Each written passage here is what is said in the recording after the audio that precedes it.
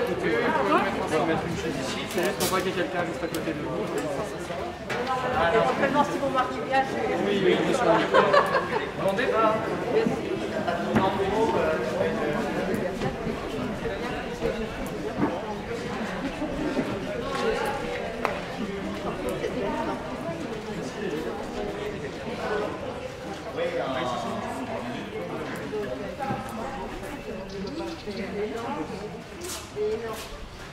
Je suis descendue.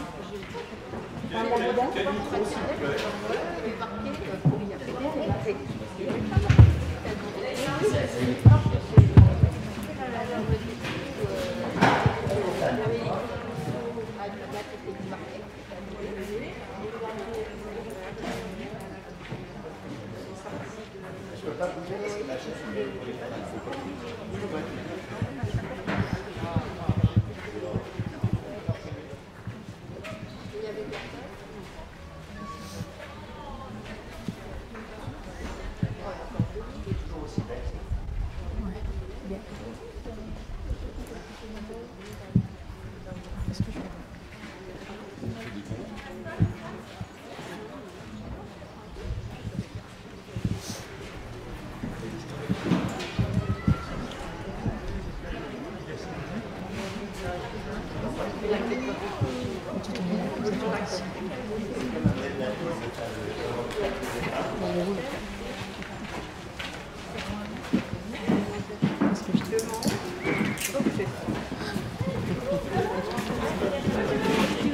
Non, parce que j'ai l'utilisation.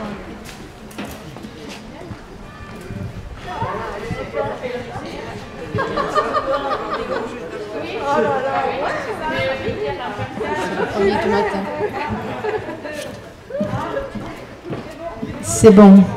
Eh bien, bonjour à tous et à toutes. Nous voilà réunis ce matin pour une rencontre peu banale à cette époque de l'année où normalement nous serions dans le 33e Festival du Livre de Montsartou, avec un monde fou autour de nous. Donc là, aujourd'hui, c'est une autre configuration, d'autant plus différente que nous avons, le département a connu cette nuit du 2 octobre des événements dramatiques dus à la météo, dus à des pluies torrentielles, totalement inhabituelles et impressionnantes, avec des victimes.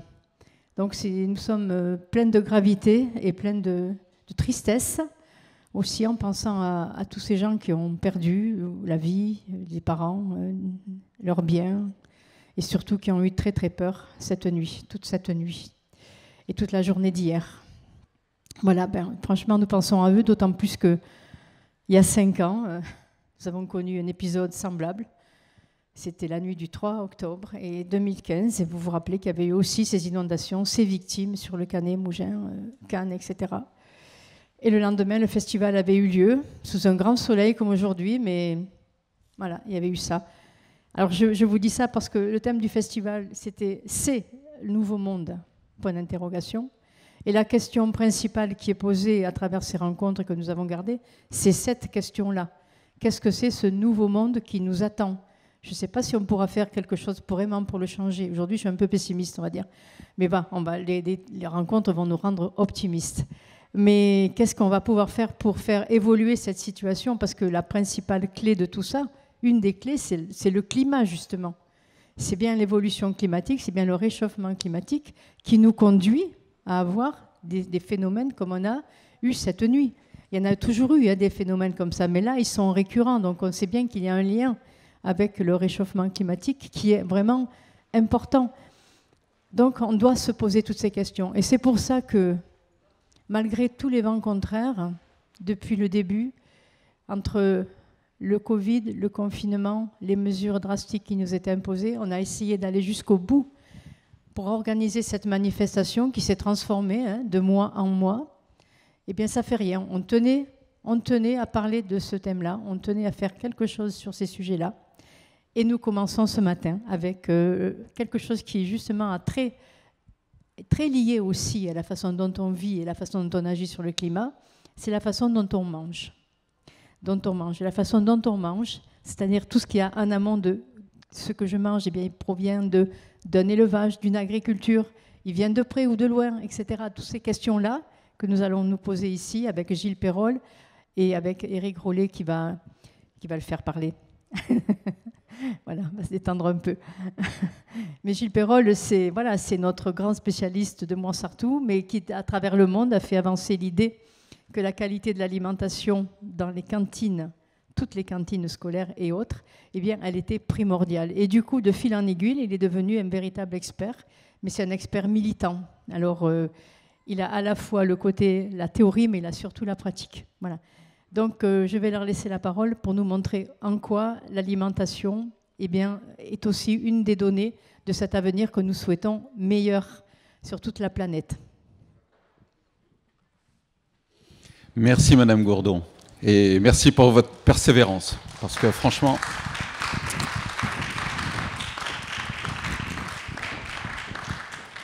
Eh bien, bienvenue. Merci aussi pour votre persévérance. Il faut en vouloir quand même, parce que là, on n'est quand même pas gâtés. Ceci dit, c'est vrai qu'aujourd'hui, il fait très beau. Et c'est peut-être, on peut l'espérer, une illustration de ce monde nouveau à travers toutes les crises qu'on va encore traverser, parce qu'il est à peu près certain qu'on ne va pas y échapper très vite.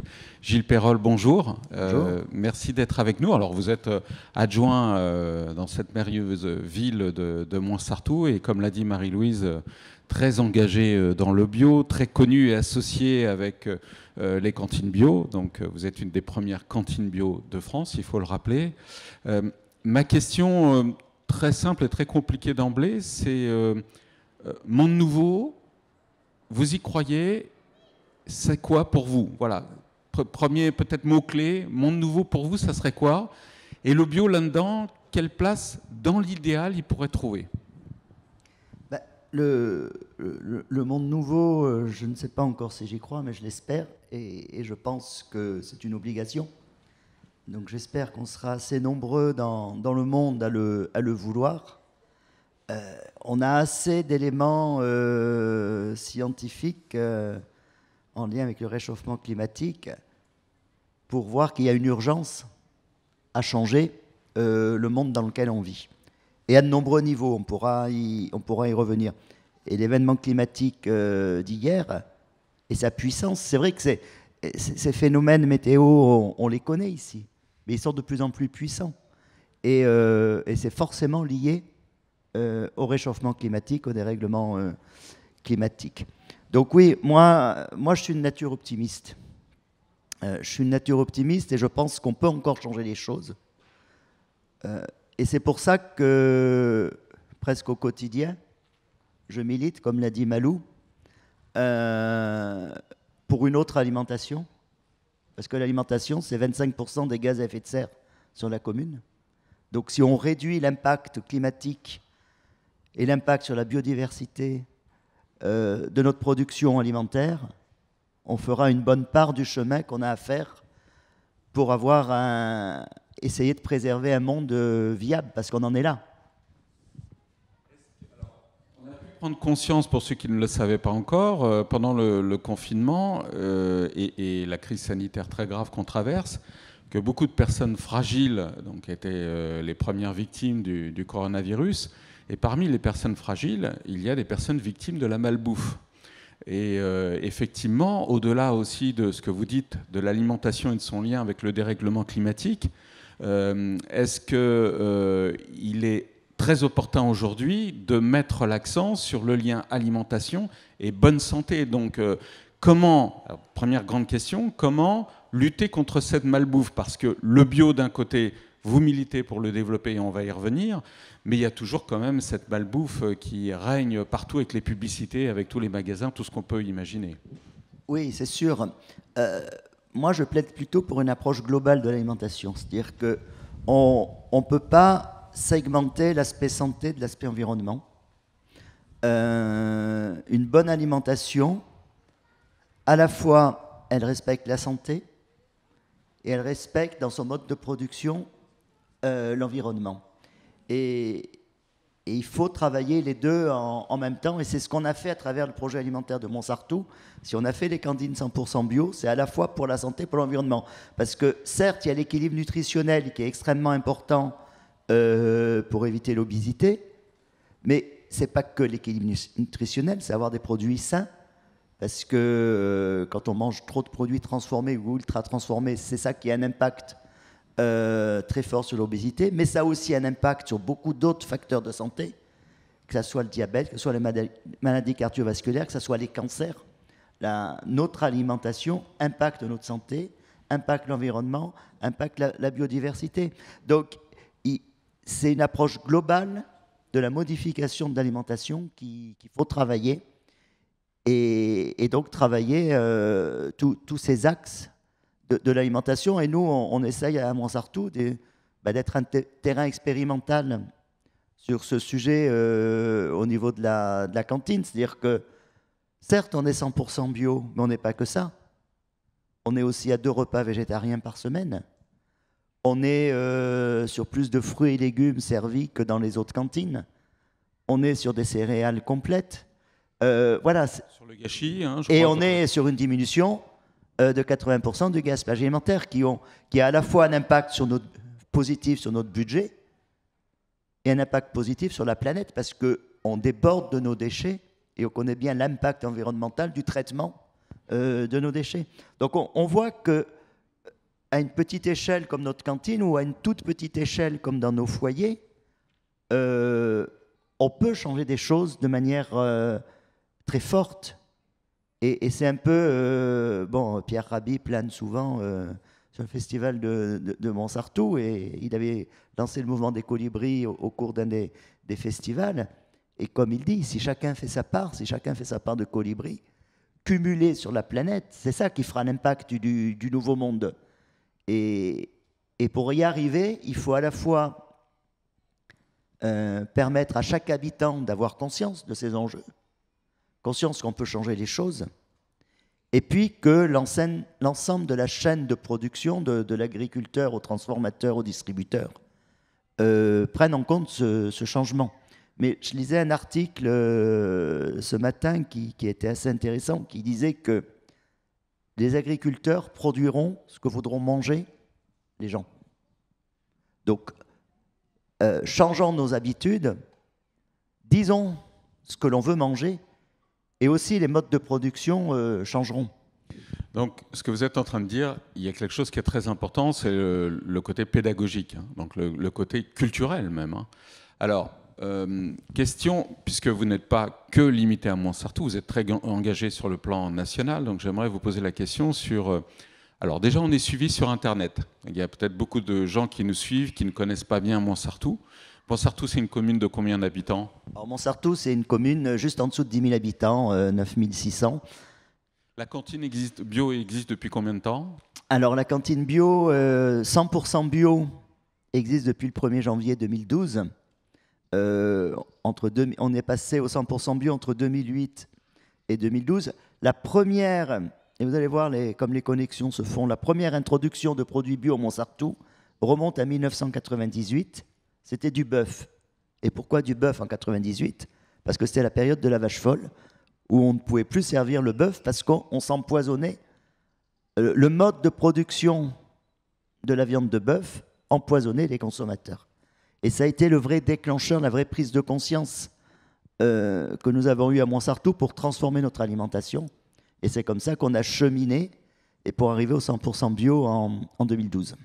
Alors, par rapport à cette intégration du bio dans les cantines, est-ce qu'il y a eu une communication, donc une vraie pédagogie, un accompagnement pour expliquer pourquoi, comment, je veux dire vis-à-vis des enfants, peut-être que le poisson carré disparaît, ce qui peut être très perturbant. On connaissait le sketch de Coluche. Hein. Dans les villes, on se représente le poisson qu'en carré, donc on se retrouve avec du vrai poisson, on se retrouve avec des vraies choses, du vrai goût, donc ça peut perturber. Le coût peut-être aussi qui a augmenté. Comment ça s'est passé pour expliquer à la population locale ce changement? Alors, je dirais que, comme dans tout changement, l'explication est progressive. C'est-à-dire que moi, je ne suis pas un adepte des ruptures, parce qu'une rupture dans les habitudes peut avoir un effet inverse de ce qu'on attend. Donc nous, l'introduction du bio, l'introduction des légumes plus nombreux, c'est faite progressivement. Et il est vrai qu'en plus, on a un fort accompagnement éducatif. On a de nombreux animateurs sur la commune qui accompagnent ça. Et si vous venez à la cantine de Montsartou discuter avec les enfants, ils sauront vous dire en quoi, quel est le bon équilibre nutritionnel et pourquoi il est important, quelle est la différence entre un aliment conventionnel et un aliment bio.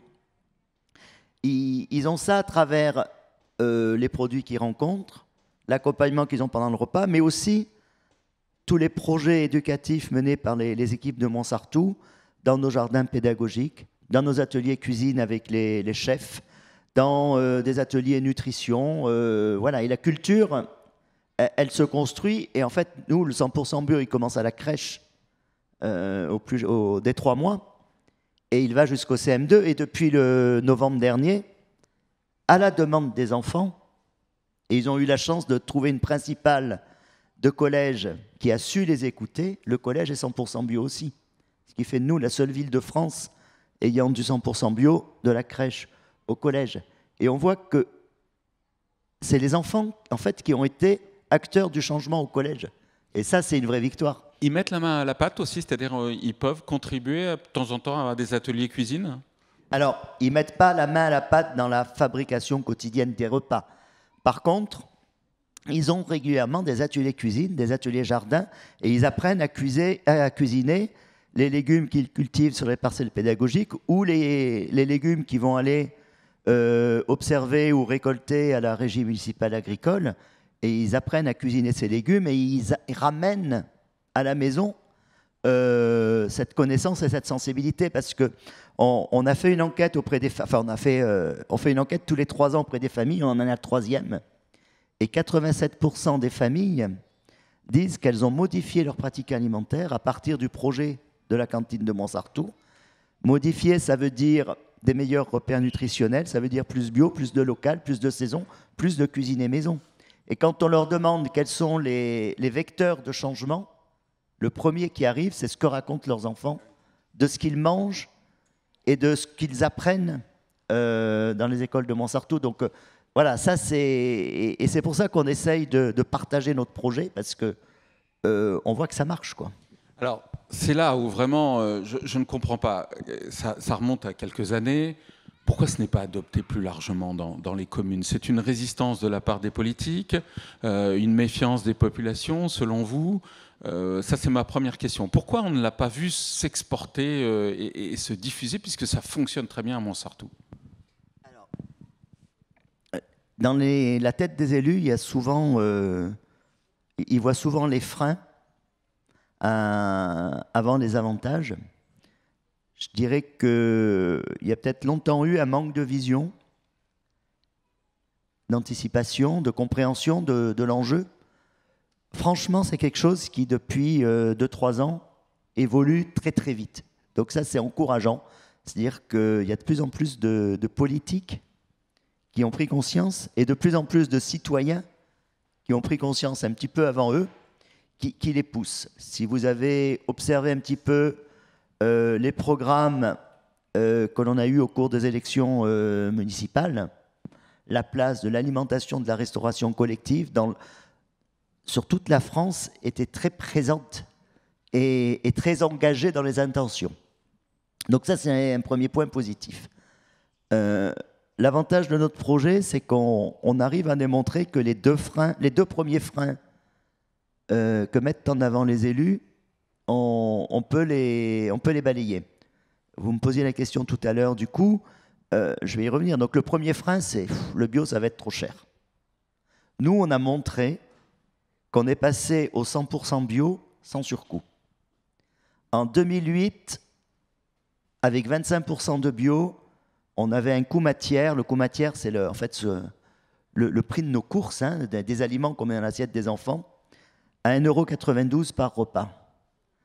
En 2012, avec 100% de bio, on était à 1,86 €. Donc on a fait des économies en passant de 25% à 100% bio. Et comment on a fait? Eh bien, on est allé chercher des sous en réduisant la poubelle dans les 80% de diminution du gaspillage alimentaire qui permettent d'économiser 20 centimes. Et aujourd'hui, on met en place un deuxième levier très fort sur la maîtrise des coûts, c'est les repas végétariens.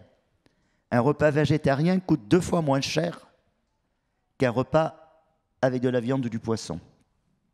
En mettant 2 par semaine, on se dégage la capacité financière d'acheter des viandes de très grande qualité, qui sont bio, qui sont locales, et qui ont un apport nutritionnel bien meilleur.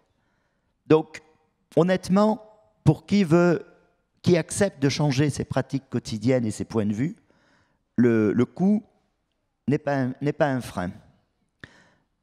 Parce que, certes, qu'on ne me fasse pas dire ce que je ne veux pas dire, c'est-à-dire que les produits bio sont plus chers à l'achat. Mais en utilisant la juste quantité et en choisissant dans les produits bio, en mettant plus souvent des légumineuses, des céréales qui sont moins chères, on trouve l'équilibre. Le deuxième frein qu'opposent les élus, ils vont dire « Moi, si c'est pour avoir du bio qui vient d'Espagne, ça ne m'intéresse pas. » Je partage en partie leur point de vue.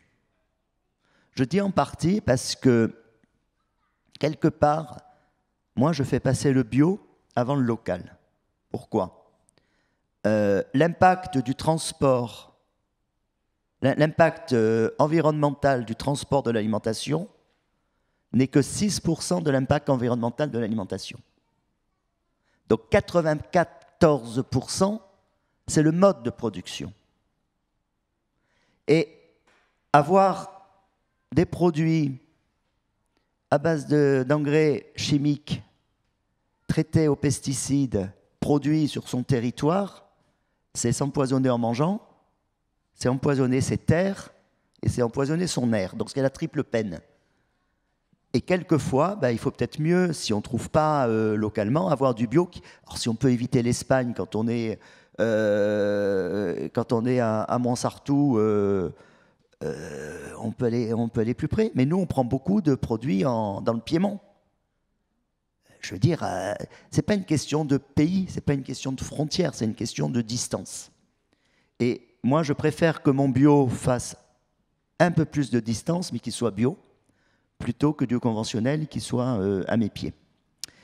Et cette capacité de s'approvisionner, on a montré aussi, et c'est pour ça qu'on a créé la régie municipale agricole, parce qu'on s'est confronté à ces problèmes.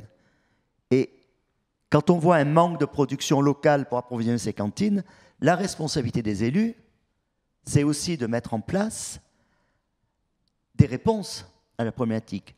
Alors ça peut être de l'aide à l'agriculture, ça peut être de l'aide à la conversion bio, ça peut être la régie municipale comme on l'a fait nous, parce qu'il y a tellement peu d'agriculture dans le département qu'il fallait bien compenser le manque. Mais les maires ne peuvent pas tout, les maires, les présidents de conseils départementaux, régionaux, ne peuvent pas simplement opposer des freins, ils doivent construire des solutions. Et faciliter. Oui, faciliter, mais on doit... En fait, ce qu'a fait Montsartou, c'est qu'on s'est auto-saisi d'une compétence alimentation. Dans les compétences habituelles des collectivités territoriales, il n'y a pas l'alimentation. Les seuls qui ont la compétence alimentation, c'est le ministère de l'Agriculture et de l'Alimentation. Et on sait que quand une compétence est gérée au niveau national, ça ne marche pas. C'est les territoires qui savent changer les choses. Donc il faut s'auto-saisir de cette compétence de l'alimentation, de définir ce qu'on veut que nos habitants mangent, et après construire des politiques publiques qui permettent d'atteindre cet objectif. C'est ce que démontre Montsartou depuis une vingtaine d'années. Et si on est à ce niveau-là aujourd'hui, c'est parce qu'on a commencé il y a 20 ans. On ne l'a pas fait du jour au lendemain, il ne faut pas rêver. Mais on a pris conscience plus tôt. Donc, moi, ce que j'essaye de faire au quotidien, c'est de sensibiliser les élus à écouter ce que disent nos scientifiques. On sait combien il y a de cantines 100% bio en France ? Alors, je ne le sais pas par cœur, ça évolue, mais il y en a moins de 20 en 100% bio. Et la plupart sont dans des tout petits villages. Donc, les collèges, il y en a 2. Il y en a un d'Ordogne, un à Montsartou. Dans les grandes villes 100% bio, il y a Grande-Sainte, 20 000 habitants, et Montsartou, 10 000 habitants. Voilà. Après, des villes entre 50 et 80, il y en a un petit peu plus. Donc, c'est déjà une belle avancée, quoi, hein. La moyenne nationale reste à 4%. Il y a encore du chemin. C'est dramatiquement bas. et même l'objectif de la loi Egalim de 20% en 2022, je suis extrêmement inquiet. Mais l'État n'aide pas à mettre la dynamique. Pourtant, ils ont une volonté, mais ils ne savent pas faire, quoi, hein. Et ils ne sont pas très nombreux à le faire à la direction de l'alimentation. Je les connais bien. Il ne faut pas toujours leur jeter la pierre parce qu'ils ne sont pas assez nombreux pour faire changer les pratiques. Est-ce que vous savez si dans les formations, dans les métiers justement de l'alimentation, il y a une évolution aussi? Vous pourriez être un modèle, visiter, beaucoup d'élèves viennent vous voir et c'est les futurs acteurs des territoires qui vont engager ce type de transition. Dans les formations, j'étais mercredi à Cavaillon, dans un LEP, et effectivement, il y avait une formation de cuisinier de restauration collective, donc je vous dis non. Le format de la formation, j'en ai discuté avec les enseignants, n'est pas du tout dans cette dynamique. On forme encore des ouvreurs de boîtes, des ouvreurs de sachets, on forme de très bons hygiénistes en restauration. Alors l'hygiène en restauration collective, il y a rarement de soucis. Mais la santé, c'est pas que l'hygiène, c'est aussi la qualité des aliments et l'absence de produits chimiques. Concernant la production agricole, il y a des lycées agricoles qui commencent à évoluer plus favorablement. Celui d'Antibes est bien placé à ce niveau-là. Il y a une vraie volonté de l'équipe pédagogique d'évoluer. Il y en a d'autres en France, mais vous avez raison. C'est par là qu'il faut commencer. C'est par là qu'il faut commencer. C'est-à-dire que c'est la formation à tous les niveaux. Nous, on fait la formation des enfants, on les sensibilise, mais la formation professionnelle est extrêmement importante. Et je vais vous avouer, des fois c'est un peu désespérant. Je lisais un mail de la DGAL ce matin. Donc moi, je fais partie du Conseil national de l'alimentation et du Conseil national de la restauration collective. Je suis dans deux instances nationales qui s'occupent d'alimentation. J'ai appris ce matin que le gouvernement, le ministère, travaillait à des vidéos de formation des cuisiniers de restauration collective. Et qui peut encore imaginer qu'une vidéo va changer les pratiques des cuisiniers? Les cuisiniers, ils ont des journées extrêmement longues. Ils n'ont pas toujours les bons produits. Et les mettre devant, après leur journée de travail, les mettre devant une vidéo et penser que ça va changer leur pratique, c'est juste impossible. Nous, pour amener nos cuisiniers à Montsartou à cuisiner des plats végétariens, on leur a fait 2 cycles de 3 jours de formation. Parce qu'on en a fait un premier, on a vu que ça ne suffisait pas. Ils ne se sont pas lancés. Ça change énormément de choses dans leur pratique quotidienne. Ils ont besoin d'être accompagnés. Et avec la deuxième session, ben là, ça a démarré. Donc, il faut aussi, je veux dire, la vidéo ne réglera pas tout. On est dans ce monde. Alors, c'est vrai que maintenant, on ne fait plus que des visios. Et voilà, il faut garder des formations pratiques. Une formation de cuisinier, on cuisine. On ne regarde pas une vidéo. Alors moi, dans ma jeunesse, j'ai vécu en Seine-Saint-Denis, donc dans des villes un petit peu comme ça, donc assez grandes, région parisienne. Est-ce qu'on peut imaginer vraiment implanter le bio? Pour mettre des circuits courts alimentaires, c'est un petit peu compliqué en Seine-Saint-Denis, je suis perplexe. Hein. Donc du coup, est-ce que c'est envisageable et quelles sont les solutions alors, par rapport par exemple à quelqu'un qui voudrait s'engager avec son école dans le bio? Paris a ses crèches à 90% de bio et ses écoles à 50%. Voilà. Donc s'il n'y a pas plus grand que Paris, donc c'est possible. Si on regarde, je travaille avec beaucoup de villes justement en Île-de-France. En fait, quand on fait 20 km plus loin que Paris, on trouve des champs. Malheureusement, on trouve des grandes plaines céréalières. On trouve des grandes exploitations industrielles et on ne trouve pas une agriculture nourricière comme avant. Et toutes ces couronnes, ces ceintures maraîchères qu'on avait dans toutes les grandes villes de France et d'autres pays d'Europe ont disparu au profit de zones d'activité, de zones commerciales. Et maintenant, on se met à mettre de la production de légumes sur les toits dans les villes. Donc, on voit ce manque de vision qu'ont eu les élus, les aménageurs, c'est pas que les élus, c'est aussi les cabinets qui les conseillent. Cette vision de sortir les commerces dans les champs, et pour réparer, on essaye de mettre des champs à la place des commerces. Je veux dire, on marche sur la tête. Maintenant, on doit faire avec. Donc remettre de la nature en ville, je suis pour. Mais approvisionner les cantines d'Île-de-France, il suffit qu'il y ait... Et Paris commence à le faire parce que dans les grandes villes, c'est souvent associé aussi à la gestion de l'eau et aux bassins versants qui alimentent les fleuves ou les captages d'eau des grandes villes. Parce qu'à force d'avoir des pesticides et des nitrates dedans, l'eau devient de très mauvaise qualité. Donc, et Lons-le-Saunier l'a fait bien avant, comme Montsartou, ils avaient travaillé sur ces bassins versants. Et en fait, tout l'enjeu actuellement de ces zones très urbanisées, c'est de contractualiser avec des communes plus rurales à 20, 30, 40, 50 kilomètres, qu'il y ait une coopération entre ces territoires qui sont souvent pauvres et des villes riches, pour qu'ensemble, ils construisent des filières d'approvisionnement des populations des villes.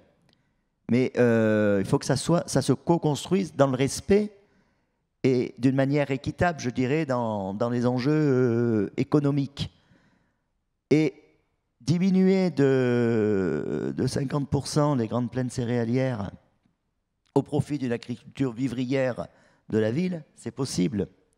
Parce que quand on parle de nouveau monde et de relocalisation de l'agriculture, on parle cela dans le monde entier. Et continuer à avoir des grandes plaines céréalières qui fonctionnent pour de l'exportation, est-ce que c'est la solution? Les agriculteurs français nous disent souvent achetez français. Achetez nos produits. Mais parallèlement, ils essayent d'exporter énormément aussi. On ne peut pas avoir les deux. Si on veut acheter français, il faut produire français et les autres pays produiront leur alimentation. Qu'il y ait de l'exportation de solidarité vers des pays en difficulté, ça on peut le garder parce que voilà, on doit vivre dans un monde solidaire. Mais c'est pas forcément ça qui existe. Et il faut savoir que le gaspillage alimentaire qu'on a en restauration collective à hauteur de 30%, on l'a au niveau mondial, au niveau de la production. C'est-à-dire que 30% de l'alimentation qui est produite dans le monde est gaspillée chaque année. Des réserves de blé qui sont détruites parce que plus consommables, il y en a. Donc on vit toujours dans le gros, dans le plus, dans la recherche de coûts financiers, et on ne vit pas dans la construction d'un monde résilient qui serait de produire pour les populations sur son territoire. Et on peut le changer en Île-de-France aussi. Mais d'un autre côté, la population mondiale grandit, et puis même en France, grandit vraiment de manière importante. Est-ce qu'on peut vraiment raisonnablement penser que le bio peut nourrir tout le monde? Alors j'ai bien fait de lire un autre article. Il y a une étude anglaise qui vient de sortir, qui étudie le développement de l'agroécologie sur 10 ans en Europe.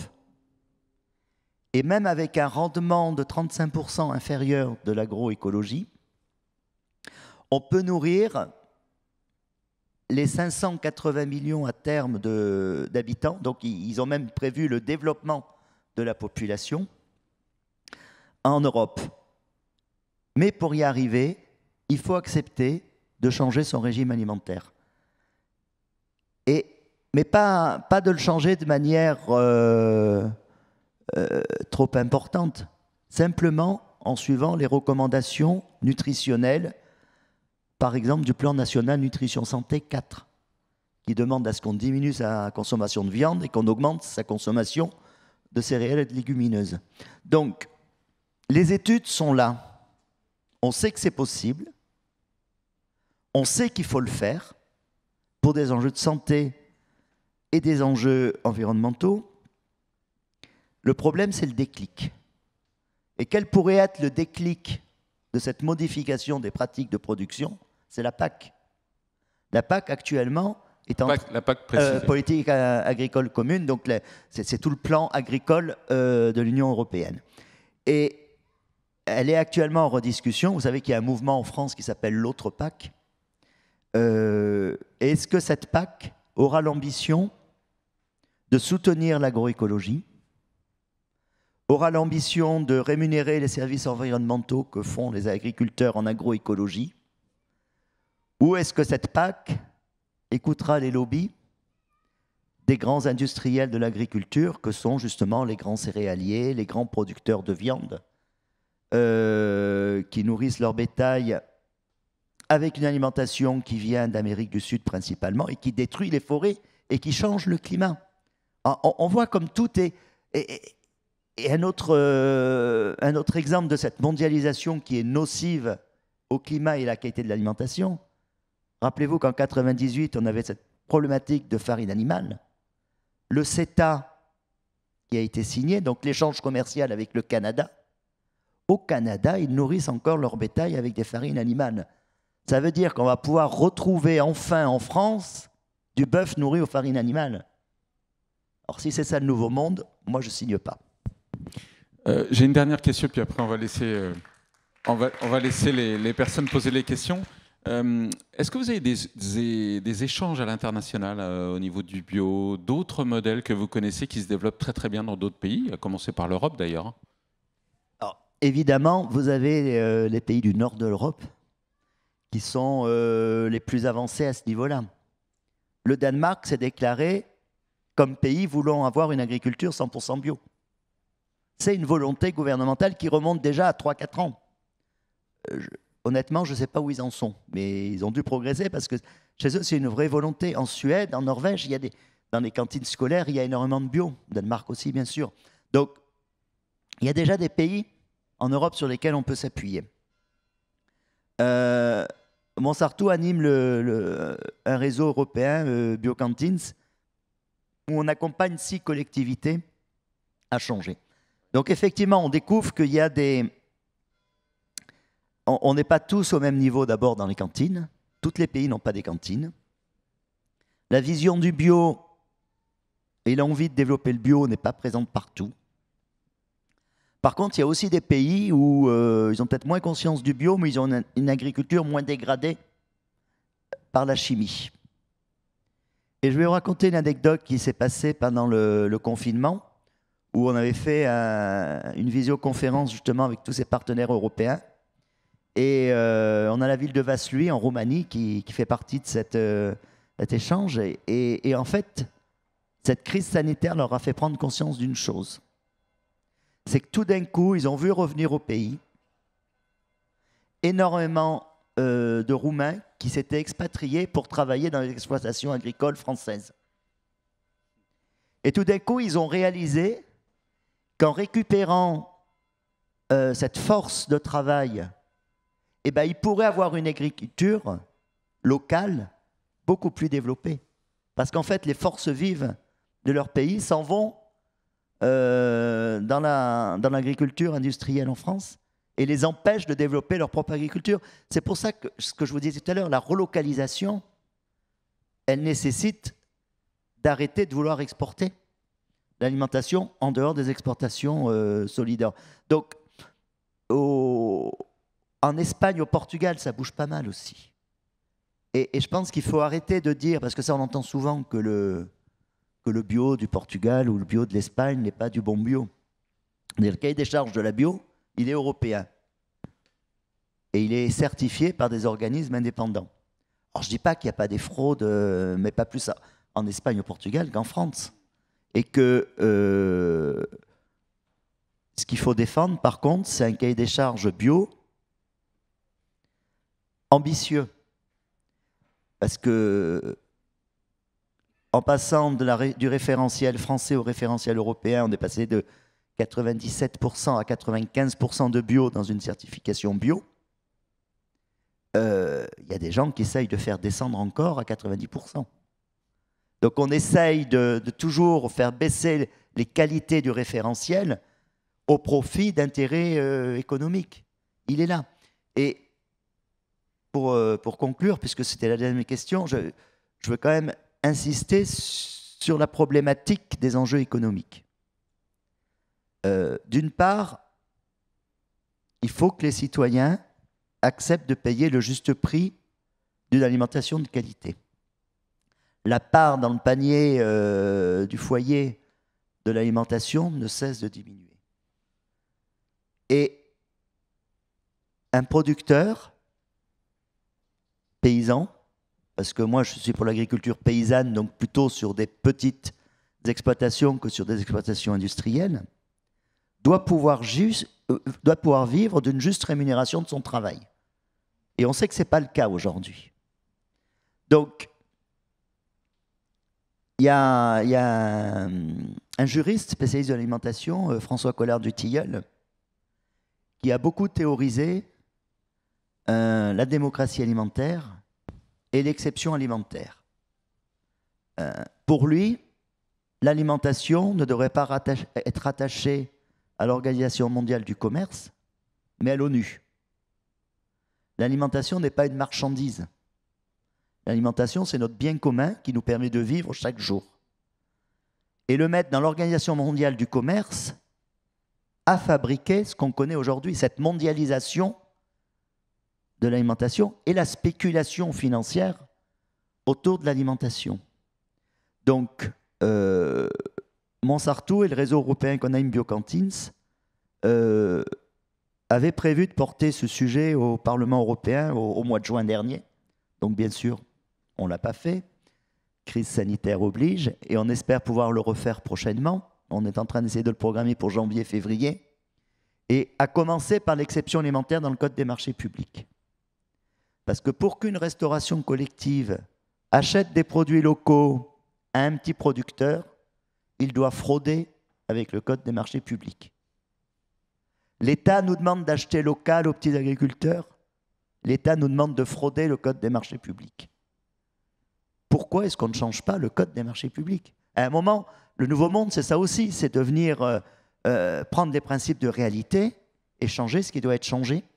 Et l'exception alimentaire, nous, on va la travailler à toute petite échelle dans le Code des marchés publics, mais elle devrait être travaillée dans une grande échelle au niveau des échanges commerciaux internationaux et rejoindre l'ONU plutôt que l'OMC. Merci, c'est très clair, vraiment.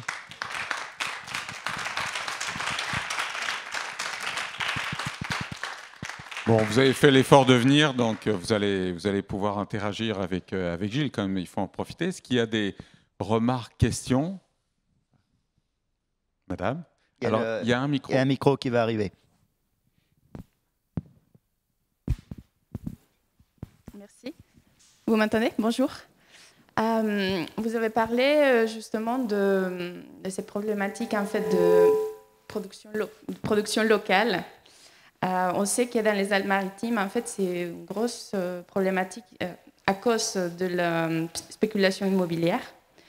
Est-ce qu'il y a des choses qui se passent au niveau du département? En fait, parce que je comprends qu'une commune comme Montsartou, même si vous avez beaucoup de volonté, c'est difficile d'influencer à un niveau un peu plus grand, plus large, ce type de spéculation. Donc, je me pose la question, est-ce qu'il y a des discussions sur, par exemple, les zones protégées agricoles ou des autres dispositifs, en fait, pour aider à faire revenir des paysans dans nos territoires? Merci. Oui, c'est une très bonne question. La problématique du foncier dans des zones où le foncier est rare et cher et donne lieu à des spéculations comme chez nous, comme dans le département, ou au moins sur la bande littorale du département, c'est évident. Montsartou, vous savez qu'on a triplé les surfaces classées agricoles dans le PLU en 2012, passant de 40 à 112 hectares. C'est pas ça qui a permis de développer l'agriculture à Montsartou encore.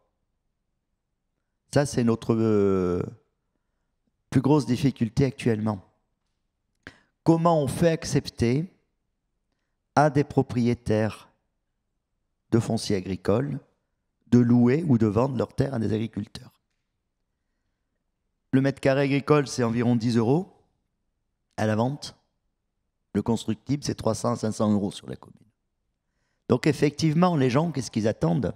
C'est que ça redevienne constructible.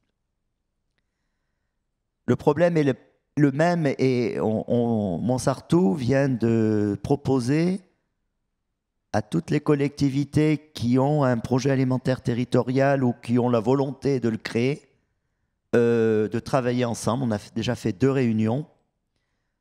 Il y a Nice-Côte d'Azur, par exemple, la métropole. Donc c'est déjà une grosse partie du territoire. Il y a la CASA, il y a la CAPG. Voilà, il y a quand même, on couvre pratiquement tout le territoire avec les gens qui participent à ces réunions. Et c'est un débat qu'on a eu à notre dernière réunion. Et le constat est partagé. C'est-à-dire la problématique est partagée. Maintenant, la question est de savoir quelle solution on construit ensemble. Pierre Asquéry, le maire de Montsartou, a eu une fabuleuse idée il y a quelques mois. Et c'est une solution qu'on voudrait essayer de porter, mais elle doit être portée par des parlementaires. Donc on a commencé un travail de sensibilisation des parlementaires. L'idée est que sur le modèle du fonds Barnier, qui rachète les maisons, et c'est encore d'actualité aujourd'hui, en fait, qui rachète les maisons qui ont été fortement inondées dans des épisodes précédents, qui ont perdu toute valeur marchande. Et bien, le fonds Barnier permet de racheter ces habitations aux propriétaires au prix du marché. Donc c'est une forme d'indemnité qui leur permet de racheter une maison où ils seront en sécurité, sans avoir tout perdu. Parce que ces maisons, on les a laissées construire dans des zones inondables souvent. Donc les élus aussi avaient quelques responsabilités. Et l'idée, ça serait qu'on construise un fonds de rachat des terres agricoles dans les zones à forte pression foncière. Donc en France, parce qu'il n'y a pas que dans les maritimes qu'il y a du foncier tendu. Et qu'on puisse racheter ces terres agricoles à un prix bonifié. Alors on verra avec le législateur, parce que entre 10 € et 300 €, on peut mettre le curseur à plusieurs endroits, mais par exemple 100 € le mètre carré. Racheter les terres agricoles 100 € le mètre carré au lieu de 10 €, peut-être qu'on trouverait des vendeurs.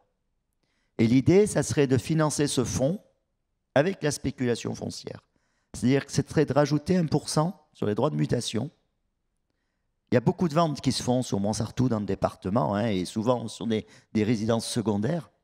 Et on pourrait donc approvisionner ce fonds qui permettrait chaque année de racheter une partie de terres agricoles qui deviendrait propriété de la commune et qui serait soit revendue à des agriculteurs, soit louée à des agriculteurs. Voilà une idée de solution qu'on essaye de construire. La deuxième problématique pour installer des agriculteurs qu'on a sur notre territoire, c'est le logement.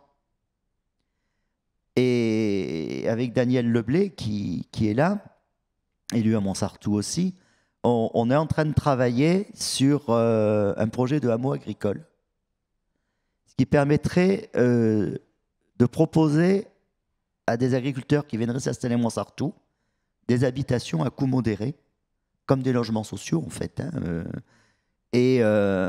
Parce qu'ils ne peuvent pas se payer des logements au prix du marché, investir dans une exploitation et vendre leur production à un prix accessible, parce qu'il est là le problème. Et on sait que la plupart des agriculteurs ne vivent pas ou très mal de leur production. Et s'ils ont un loyer de 1800, 1000, 1200 € suivant la taille de leur famille, le modèle économique ne marche pas. Une autre question? Non? Moi, j'en ai quand même une, mais... Partage d'expérience. Oui, c'est ça, voilà, de témoignages ou de réactions, n'hésitez pas. On est sûr que... Alors là, c'est très provocateur. On est sûr que manger pas bio, c'est pas sain, parce qu'on n'a jamais vécu aussi vieux. On voit de plus en plus de personnes âgées. Alors certes, il y a aussi pas mal de maladies, mais est-ce qu'on a des preuves scientifiques que manger pas bio, c'est dangereux? Alors, c'est dommage parce que à l'origine, Denis Léron devait être dans cette table ronde pendant le festival. Denis Léron, c'est un nutritionniste qui a longtemps été chercheur à l'INSERM, et chercheur émérite maintenant, et qui est toujours en fait en activité malgré tout, et qui travaille dans l'étude Nutrinet Santé. Je ne sais pas si vous connaissez cette étude, c'est une étude nationale qui à terme vise à intégrer dans l'étude 500 000 citoyens français. C'est le professeur Herzberg qui l'a lancé. Et dans cette étude, il y a un sous-groupe auquel participe Denis Léron qui travaille à étudier justement est-ce que le bio est une alimentation qui permet aux gens d'être en meilleure santé. Et ils ont déjà sorti des premiers résultats qui démontrent que le bio permet aux gens d'être en meilleure santé. Pour deux raisons. C'est que déjà les gens qui mangent bio ont souvent un équilibre, une diète ou un régime alimentaire différent des gens qui ne mangent pas bio. C'est-à-dire c'est des gens qui attachent une importance à l'alimentation et qui ont un équilibre alimentaire différent. Donc ça montre aussi que l'équilibre alimentaire a un impact sur la santé. Et deuxièmement, que le fait de ne pas avoir de produits chimiques et de pesticides apporte, et les marqueurs sont nets, c'est-à-dire qu'il y a moins de risque de cancer, par exemple, sur des gens qui mangent bio. Donc oui, les preuves arrivent, et la littérature, et ça c'est une nouvelle preuve, je dirais, mais la littérature scientifique sur ce sujet est très très importante. Et on connaît, et c'est toute la problématique. Effectivement, on vit quand même plus longtemps, mais parce qu'on apprend à mieux soigner les cancers, à mieux soigner les maladies cardiovasculaires. Mais à un moment, si plutôt que de financer à un coût très élevé la réparation des problèmes, si on investissait un petit peu dans la prévention de ces problèmes, je pense qu'on aurait un impact beaucoup plus fort. Toujours pas de réaction par rapport à ça, madame? Oui. Et madame? Oui, bonjour. Vous pouvez nous parler de la résilience alimentaire, ce qui se fait sur Montsartou notamment? Oui, voilà. Je peux en dire deux mots, mais on pourrait en faire une conférence entière. La résilience, c'est rebondir à une crise, en fait. C'est construire une réponse à une crise. Je vais vous dire que cette année, des crises, on en a connu, et que la résilience, on en a besoin, ne serait-ce que pour arriver aux rencontres d'aujourd'hui. Il en a fallu à l'équipe du festival qu'on peut saluer. Nous, on a pris conscience de la crise. Et donc, on a construit des politiques publiques qui essayent de trouver des solutions à la problématique de la crise et à construire des solutions donc, qui permettent de combattre cette crise et de construire ce nouveau monde qu'on espère. Alors, c'est bien sûr à travers notre projet alimentaire, donc c'est avant tout ce qu'on a fait avec les enfants sur la cantine bio, mais c'est ce qu'on fait sur préserver des espaces naturels et des terres agricoles. C'est tout ce qu'on fait au niveau d'éducation et de sensibilisation à l'alimentation durable. C'est avoir des commerces qui peuvent... je veux dire, des fois, la résilience, ça peut être des choses très simples qui, cumulées, vont faire cette réponse. Donc, voilà, je ne vais pas refaire tout le projet de Montsartou, mais décider d'être commune sans pesticides, décider d'avoir le bio à la cantine, décider d'avoir une épicerie sociale où on va essayer d'avoir du bio, décider qu'on est solidaire de l'installation bio des agriculteurs, ben, tout ça participe à la résilience alimentaire de notre territoire. Madame? Oui, voilà, moi je viens de Grasse, hein. Je vous suis depuis le début. Tout ce que vous avez dit, j'en connais une grande partie parce que je suis intéressée par tous ces sujets. Et j'aimerais que ce que vous faites à Montsartou soit diffusé plus largement dans les autres communes. Voilà, je ne comprends pas pourquoi les autres maires ne prennent pas exemple sur ce que vous faites. Alors, au niveau, voilà, effectivement, de la 4G, oui, par exemple. De Montsartou, je dis ce ne sont pas des magiciens, ce ne sont pas des sorciers. Ils l'ont fait, c'est que c'est possible. Pourquoi est-ce que les autres communes ne prennent pas exemple sur vous? Alors, et pourquoi les gens ne s'intéressent pas plus à tous ces problèmes aussi? Je pense que vraiment, l'instruction à l'école, c'est vraiment la première des choses à faire. Éduquer les enfants pour qu'ils éduquent à leur tour les parents. on va dire qu'il n'y en a sûrement pas assez, mais il y en a quand même. Donc ça, c'est la bonne nouvelle. Et c'est ce que je disais tout à l'heure, depuis 2-3 ans, ça change. Et par exemple, sur la 4G, on a déjà 8 communes qui sont venues nous voir sur Montsartou pour essayer de travailler. Il y en a qui ont accueilli des stagiaires de diplôme universitaire, chefs de projet alimentation durable. Donc, il y a quand même beaucoup de choses qui bougent, même dans les Alpes-Maritimes. C'est vrai que longtemps, les communes des Alpes-Maritimes ne venaient pas trop à Montsartou. Je ne sais pas pourquoi. Je vous laisse l'imaginer. Mais ça a changé. Et ça a changé aussi parce que les citoyens ont changé. Alors certes, ils ne sont peut-être pas tous encore pour l'alimentation durable. On peut progresser, mais il y a une vraie prise de conscience. Et si on peut si on peut remercier le gouvernement sur une chose concernant l'alimentation, c'est d'avoir fait les états généraux de l'alimentation.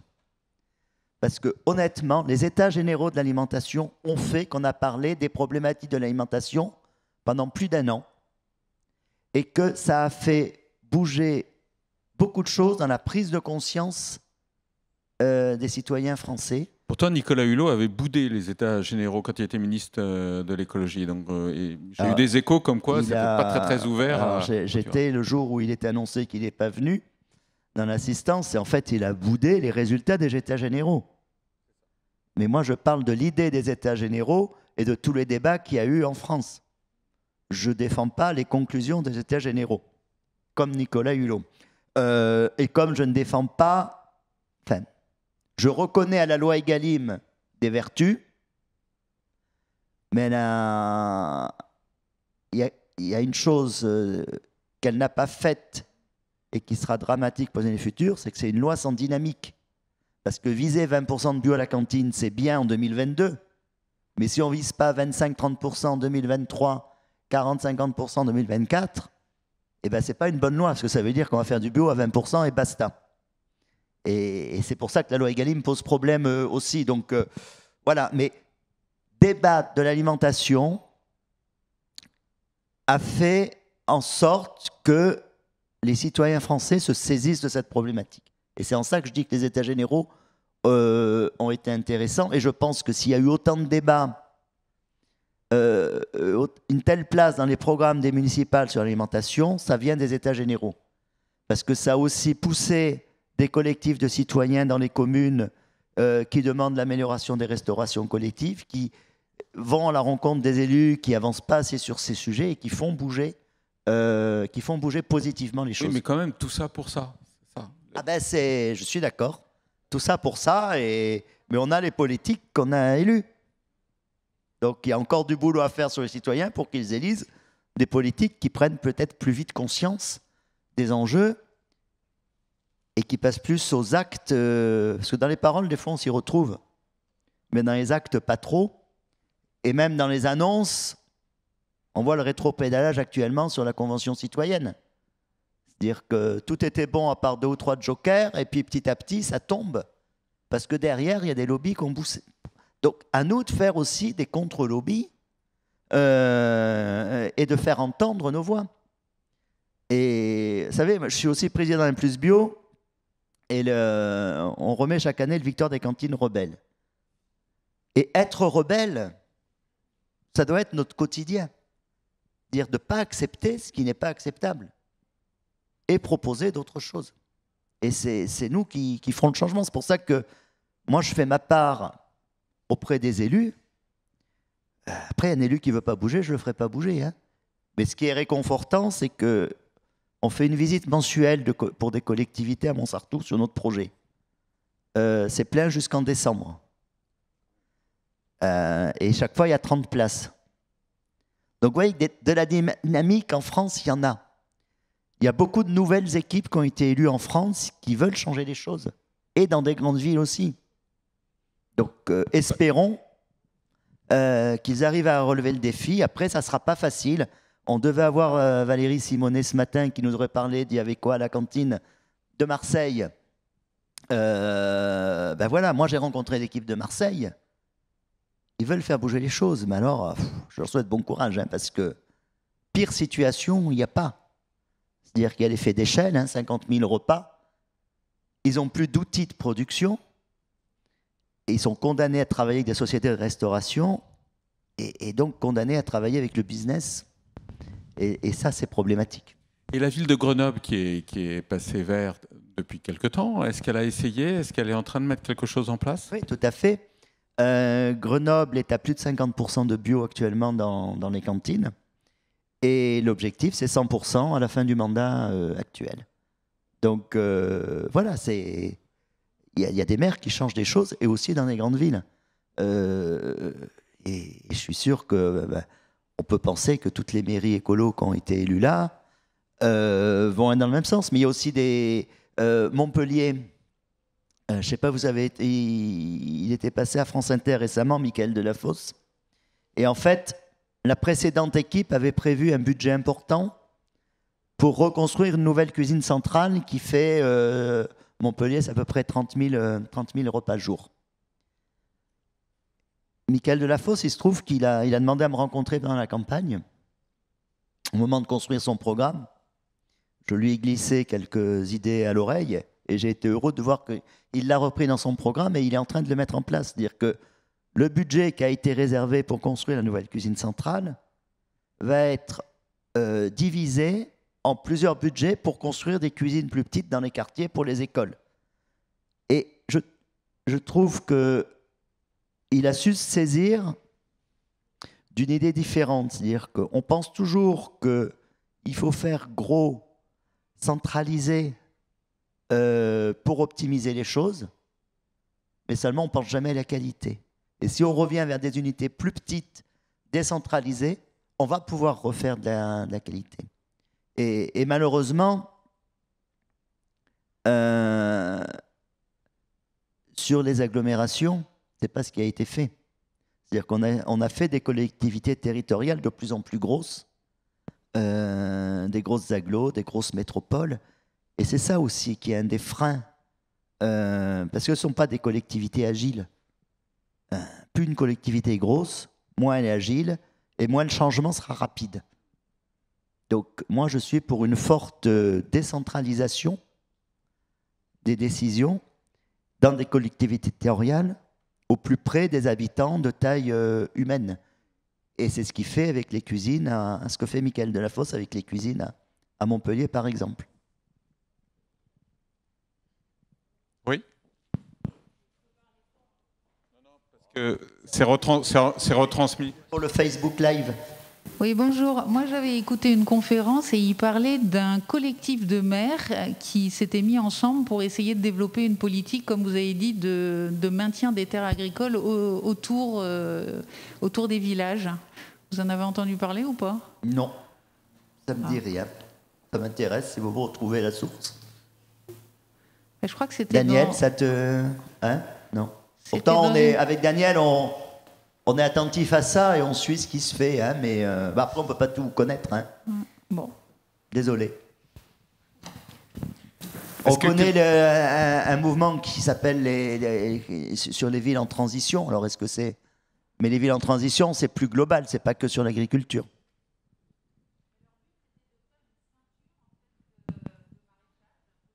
C'est pas en Belgique? Bon, bah alors vous... Tu sais? C'est la ceinture verte, non? Pardon. La ceinture verte. Je ne sais plus exactement où c'est. Je ne sais pas si c'est Montpellier ou... Oui, non, mais c'était dans cette zone-là, c'est ça que je veux dire. Bon, on partira là. Cherchez la ceinture verte. Ceinture verte, j'irai voir. Oui, j'ai trouvé il y a cette semaine ou la semaine d'avant, j'ai entendu parler. Peut-être récent, ouais. Mais je pense que c'est... Non, c'est pas récent. Non, bon. Mais j'ai vu un reportage justement... En tout cas, ça serait une bonne idée. Ouais. Je peux.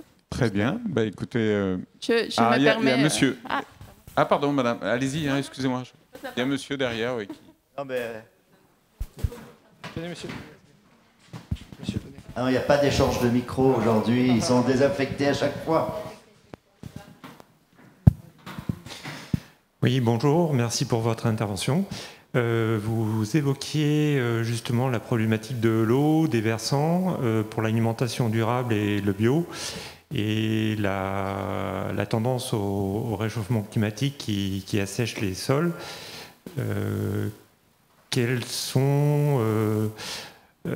Qu'est-ce que vous préconisez en termes de gestion d'eau? Et qu'est-ce que vous mettez en place sur Montsartou à ce propos? Alors, sur Montsartou, sur les enjeux de l'eau agricole, on n'a pas mis grand-chose encore en place parce que sans agriculteurs, ce n'est pas encore une nécessité. Les anciens avaient mis beaucoup de choses en place, hein, c'est tout le problème. Le canal de la Siagne était le moyen d'irriguer et d'approvisionner en eau avec les bassins hein, que vous connaissez sur les propriétés, toute la plaine agricole qui est au bas de la colline du canal. À Montsartou, on a la chance de ne pas avoir trop de problèmes d'approvisionnement d'eau. Ceci dit, il faut être toujours prudent. Et c'est pour ça que quand on a délibéré pour verser des aides à l'installation agricole d'agriculteurs bio, bon, ce jour, malheureusement, on n'en a versé qu'une, mais là, on a plusieurs contacts, on espère qu'on va enclencher des choses. Eh bien, on finance la gestion économe de l'eau des exploitations. Parce qu'effectivement, l'eau, c'est un bien commun auquel il faut faire très attention. Vous savez comment Montsartou est attaché à son eau, hein. On la défend mordicus et il faut défendre la ressource. Donc le meilleur moyen de défendre la ressource, c'est déjà de l'utiliser à bon escient, de manière économe, d'éventuellement de faire de la récupération d'eau, bien sûr de respecter la qualité de l'eau, et donc c'est pour ça qu'on donne cette aide qu'aux producteurs bio pour ne pas polluer l'eau souterraine de Montsartou. Après, au niveau national, il y a des vrais enjeux sur la gestion de l'eau. Mais qu'est-ce qui consomme l'eau de l'agriculture en France? C'est essentiellement les grandes exploitations industrielles, type maïs, et qui sont des cultures qui pourraient être modifiées. Donc oui, la question de l'eau se pose. Et si vous regardez en Espagne, effectivement, toute l'agriculture conventionnelle, comme elle a asséché la ressource en eau, c'est un vrai problème. Et sachant qu'on va vers des périodes plus chaudes, ça sera un problème qui va s'amplifier. Donc oui, c'est un problème essentiel à gérer, à la fois en termes de quantité de ressources et de qualité de ressources. Et c'est pour ça beaucoup de grandes villes, comme Paris, comme Rennes aussi, qui a un très bon projet alimentaire sur la préservation des ressources en eau, vont travailler sur un territoire beaucoup plus large pour aider à une conversion de l'agriculture sur des modes de production qui respectent la qualité environnementale et la qualité de l'eau. Est-ce qu'il y a une autre réaction, question? Très bien, Gilles Perrol, merci. Si je peux dire encore un mot? Bien sûr. Hein, non, juste parce que Stéphane Linou, qui devait aussi être avec nous, alors comme ça j'aurais parlé de Denis Léron, de Valérie Simonet, de Stéphane Linou, qui devait être avec nous, qui regrette beaucoup de ne pas avoir pu venir en raison des conditions météorologiques, et à lui travaille un autre aspect de l'alimentation qui est extrêmement intéressant et qui peut rattacher des élus à aller vers une relocalisation de l'agriculture. Lui, c'est un locavore à l'origine, mais il pose la problématique de la sécurité civile et de l'alimentation. Est-ce que nos territoires sont capables de résister à une grève des camionneurs, à une attaque informatique des circuits logistiques? Non. Si les camionneurs avaient exercé leur droit de retrait comme ils ont voulu le faire à un moment pendant le confinement, on n'aurait plus mangé. Donc lui, il revendique que dans tous les 10 crimes, qui sont les documents de risque majeurs des communes, il y ait un volet alimentation, préservation de la ressource alimentation. Et évidemment, il propose qu'on relocalise une partie de la production de l'alimentation vivrière sur les territoires, aussi pour des raisons de sécurité civile. Et ça, c'est un peu magique, mais il y a des élus qui entendent beaucoup plus ce facteur de sécurité civile que de sécurité environnementale ou sanitaire.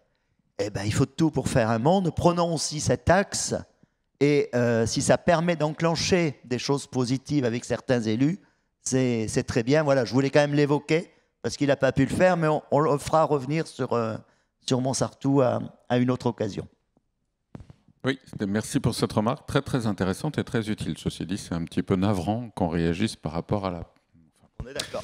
On n'en est pas là, effectivement. Merci Gilles Perrol, merci à vous. Et puis, merci beaucoup. Bon appétit. Mangez bien, mangez ça. Mangez bien.